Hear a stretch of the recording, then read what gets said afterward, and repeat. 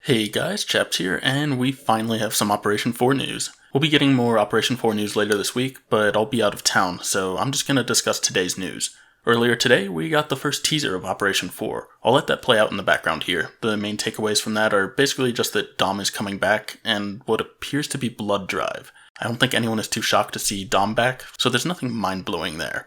Blood Drive is a pretty polarizing map though. I imagine some fans would be happy to hear it returning. The fans that are paying enough attention to the teaser to notice it though, are probably the ones who are sick of the map. Overall, I'd say this was a pretty poor trailer. It confirmed something that most fans expected anyways, and the only real news from it was that Blood Drive might be returning. Let's shift over to talk about this blog post though. It starts by them talking about how their vision of the game didn't land well at launch, and how under new leadership they're trying to improve things.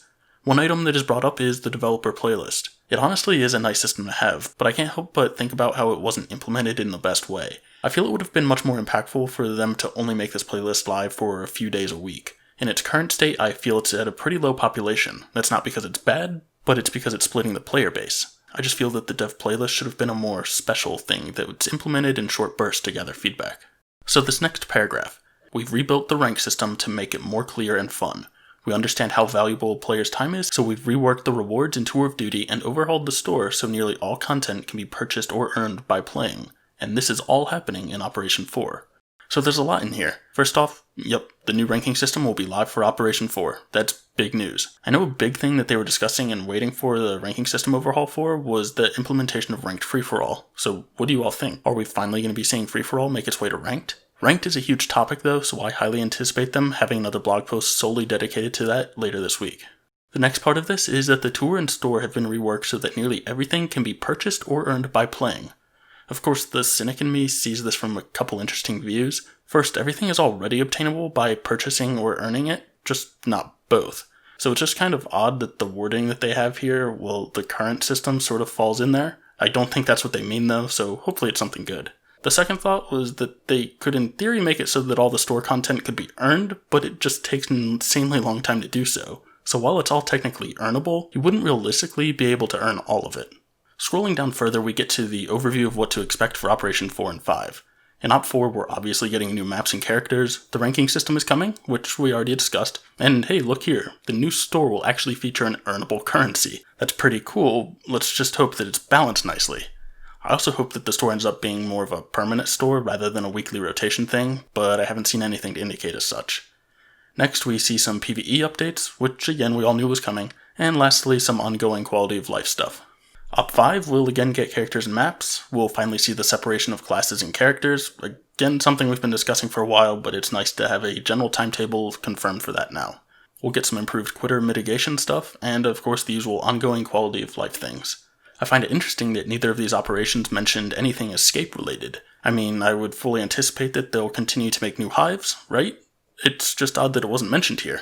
Okay, this next section's pretty laughable. They talk about how they know we want transparency, so now they're opening up to some schedule type stuff. And then they list these new blog posts that are coming out. Like, come on TC. This is the type of stuff you've always been doing, don't play it off as transparency. We're not going to drink your Kool-Aid and praise you for doing the minimum requirements. Start connecting with your fans and get an actual understanding of what people want in this area of transparency. If you really think this is transparency, then I have no faith in the future of this community team. Anyways, on to this next section, characters and abilities. Practically every character in Op 4 will not have a corresponding hero ability. Wait, every character? Or practically every character? Just be straight with us. Actually, no, screw that. What the hell, TC? Yeah, we want characters. Yeah, we want classes delinked from characters. And yeah, we don't care if we have classes for every character. But are you saying that Operation 4 comes with no new classes? If so, that's pretty pathetic and really deviating from a good thing you had going. Yeah, it's nice that we'll be seeing this opened up in Op 5, which people are expecting. But just dropping the ball altogether on classes is completely unacceptable. So yeah, this last section on here is maps, which I know is a really big topic. Basically, all they're saying here is exactly what I've been telling you all to prepare yourselves for. It takes them 6 months to make a new map, and it's only been a few months since they made their big shift to maps. So yeah, it only makes sense that the big changes won't be coming until Operation 5. I know a lot of you are disappointed in this, but it's kind of what you should have been expecting. Yeah, they flopped at launch, and it took them too long to realize their mistakes.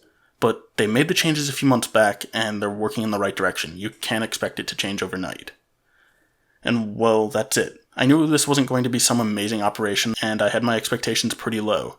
Because of these low expectations, I've been pleasantly surprised by a few things. Largest character drop yet? Good news. Ranking system update? Good news. Store and content update? Hell yeah. Yet, at the same time, even despite my low expectations, there's always got to be those 1 to 2 things that really throw me off.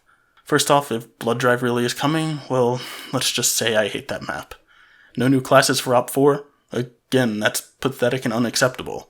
I guess we'll need to wait and see how things play out. Hopefully this store system works well. Escape wasn't mentioned at all, but hopefully we're continuing to get new hives. And while we're not going to get a ton of new maps, perhaps we'll get a few decent ones. And that basically covers all the news at this point.